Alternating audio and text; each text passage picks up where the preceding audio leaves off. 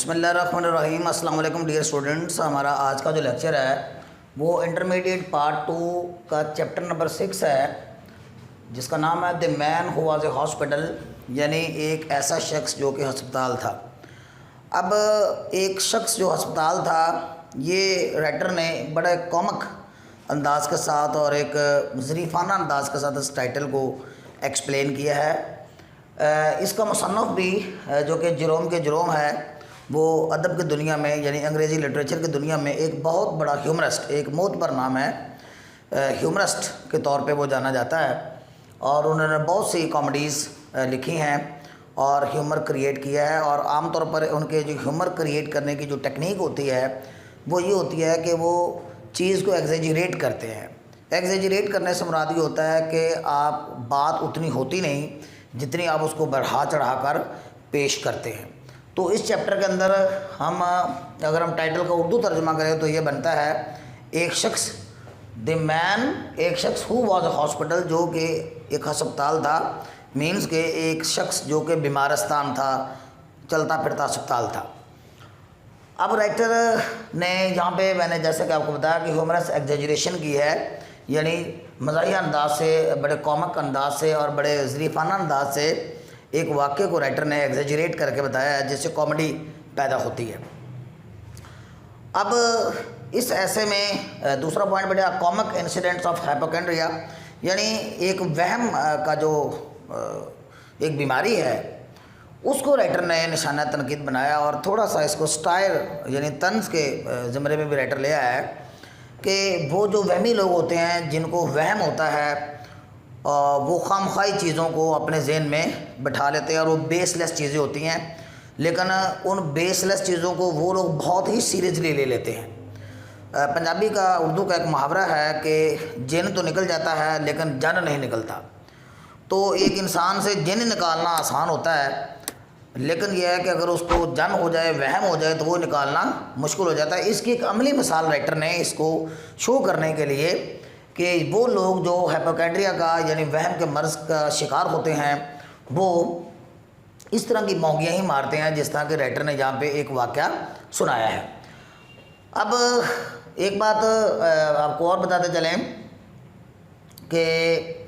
مصنف جو ہے اس نے خود اپنے آپ کو ایز اے کریکٹر پیش کیا ہے، ایز اے پروٹیگنسٹ پیش کیا ہے، یعنی مصنف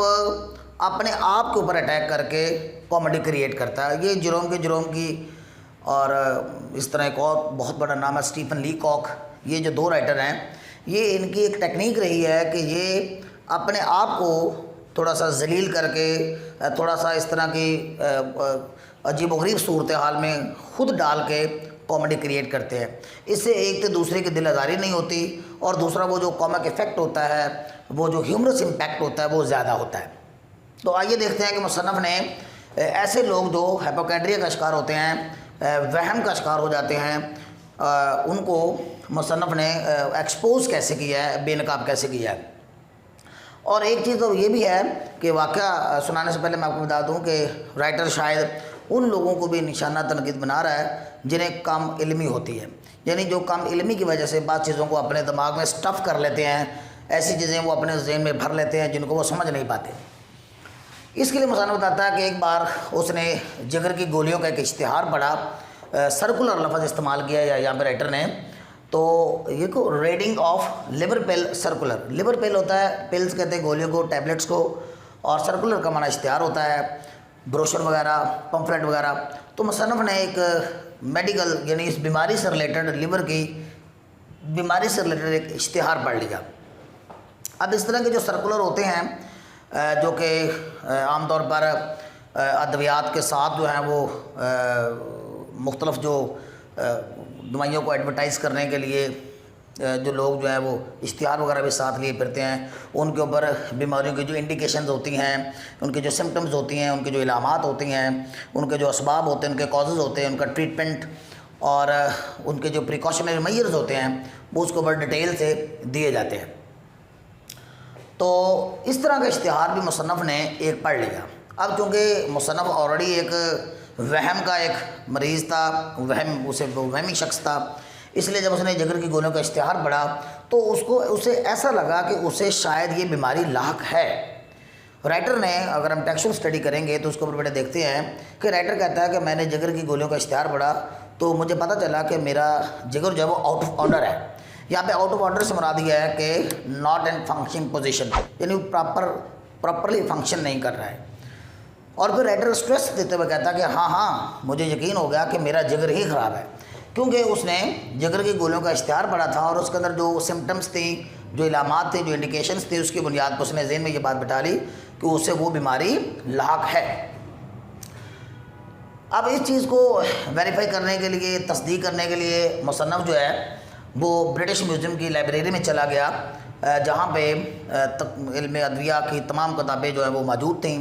اور اس نے ایک انسائکلوپیڈک بک جو ہے، یعنی جس میں تمام بیماریوں کا اندراج ود تمام indications, symptoms, causes, treatment, precautionary measures,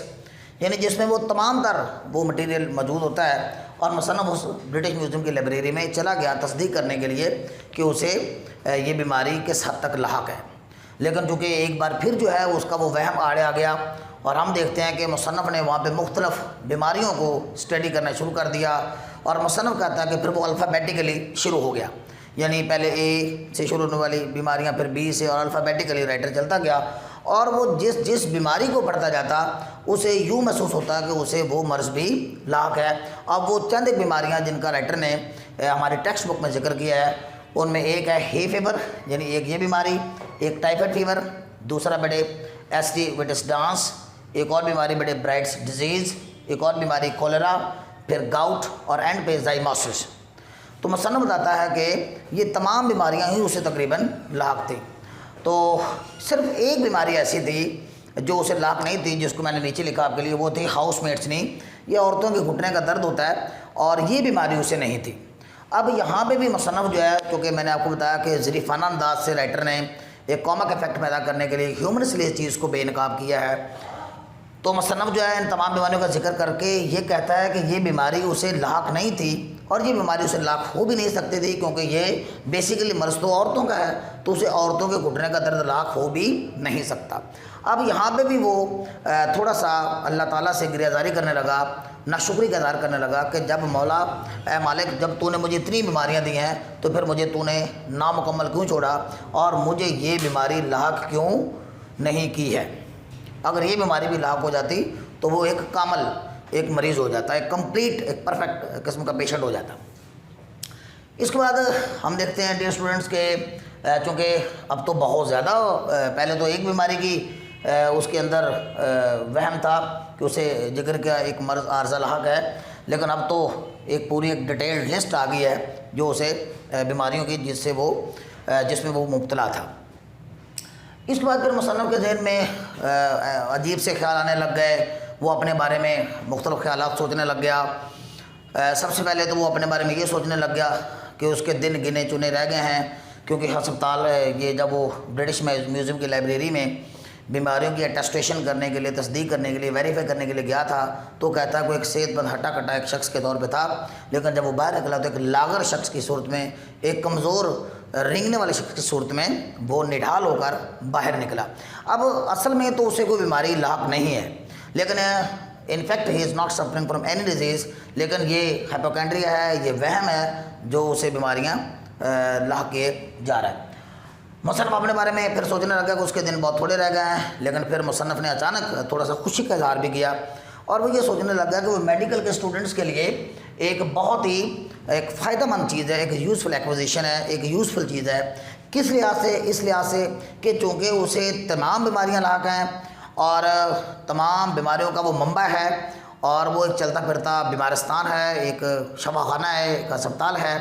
تو اب میڈیکل کے اسٹوڈنٹس کے لیے کہتا ہے کہ وہ بہت ایک فائدہ مند چیز ہے۔ کیوں کہ میڈیکل کے طالب علموں کو اب ہسپتالوں میں اس کے مختلف وارڈس میں جانے کی ضرورت نہیں ہے، in order to have a lot of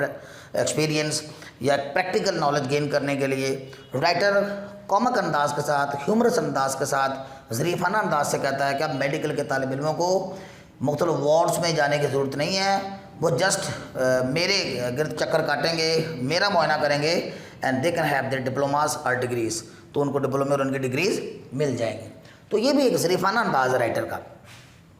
اس کے بعد پھر مصنف جو ہے وہ اپنے میڈیکل مین کے پاس چلا گیا،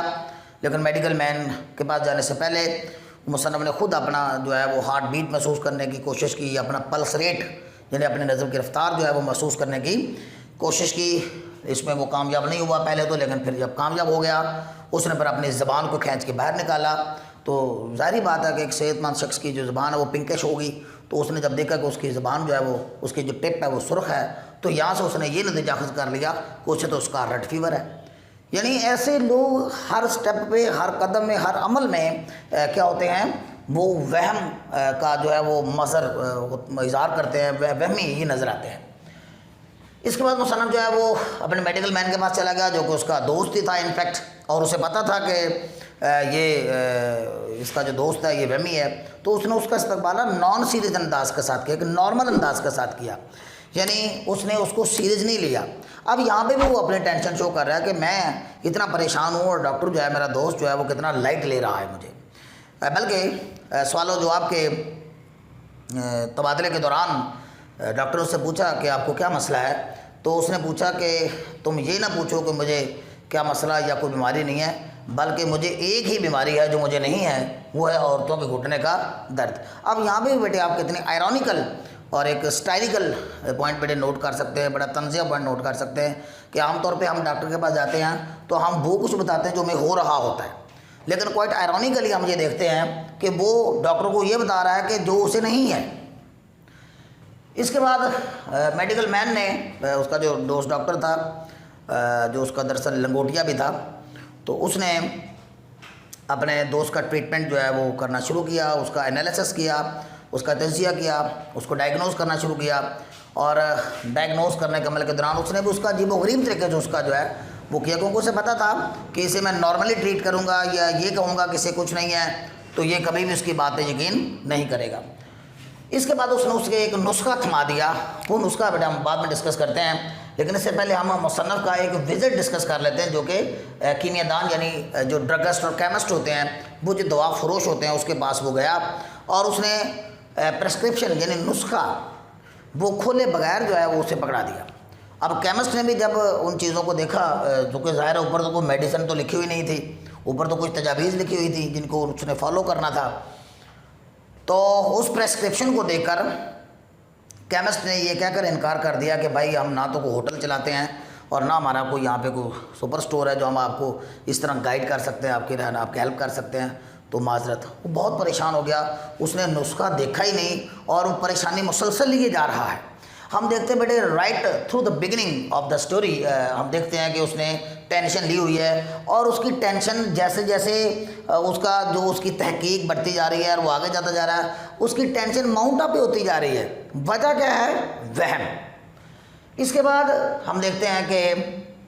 مصنف جو ہے وہ گھر آ گیا تو اس نے جب نسخہ کھول کے دیکھا تو انفیکٹ اس کے اوپر کوئی میڈیسن نہیں تھی، بلکہ کچھ انسٹرکشنز لکھی ہوئی تھیں، کچھ ہدایات لکھی ہوئی تھیں. وہ ہدایات یہ ہیں: 1 pound beef stick every 6 hours، یعنی کہ ہر 6 گھنٹے بعد آپ نے بیف سٹک یعنی گوشت، بڑا گوشت جو ہے وہ کھانا ہے. کتنا؟ 1 pound. پھر ہے 10 miles walk every morning، اور ہر صبح آپ نے 10 میل کی واک لینی ہے. تیسرا انسٹرکشن یہ تھی کہ bed at 11 sharp at every night، اور بالکل ہر رات ٹھیک 11 بجے آپ نے بستر پہ سونے کے لیے چلے جانا ہے. اور نو اسٹفنگ، یعنی آپ نے اپنے مائنڈ کے اندر وہ چیز نہیں بھرنی یو ڈونٹ انڈرسٹینڈ، جس کو آپ سمجھتے نہیں ہیں. تو یہ بیٹے پورا نسخہ تھا، اور مصنف بتاتا ہے کہ اس نے اس نسخے پر عمل کیا، وہ بالکل ٹھیک ہو گیا. تو یہ بیسیکلی بیٹے یہ جو ایسے ہے، ایک کامک ایسے ہے، ہیومرس ایسے ہے، اس میں رائٹر نے ان وہمی لوگوں کی حالت ہم سے شیئر کی ہے کہ کس طرح سے وہ اپنے خیالات کی ایک ٹریل جو ہے اپنے مائنڈ کے اندر چلاتے رہتے ہیں، اور بیس لیس چیزیں جو ہیں وہ ان کو اپنے مائنڈ میں جگہ دے کے خام خواہ خود بھی پریشان ہوتے ہیں اور دوسروں کو بھی پریشان کرتے ہیں.